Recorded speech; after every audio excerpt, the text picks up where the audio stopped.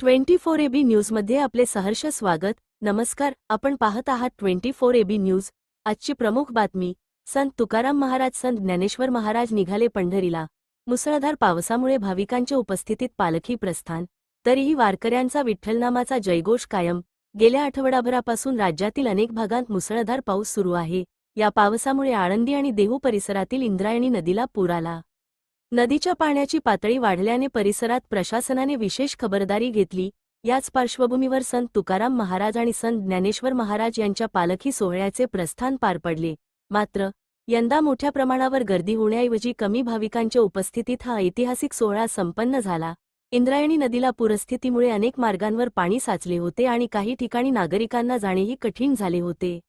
वारकऱ्यांच्या सुरक्षिततेला प्राधान्य देत शासनाने संपूर्ण महाराष्ट्रातून येणाऱ्या वारकऱ्यांना पुण्यातच थांबण्याचे आवाहन केले होते। प्रशासन, पोलीस आणि आपत्ती व्यवस्थापन यंत्रणा सतर्क ठेवण्यात आली होती।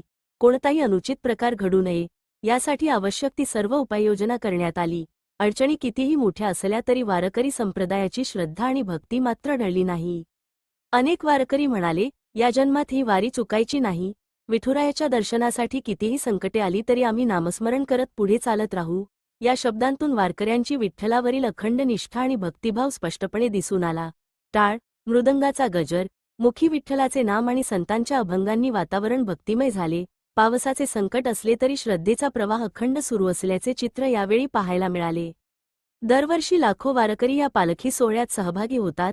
यंदावरून राज्याची उपस्थिती असली तरी भक्तीचा उत्साह आणि विठ्ठलनामाचा जयघोष तितक्याच ताकदीने घुमत राहिला। ही होती आतापर्यंतची महत्त्वाची माहिती। परिस्थितीवर आमचे लक्ष असून पुढील प्रत्येक अपडेट आम्ही आपल्यापर्यंत पोहोचवत राहू।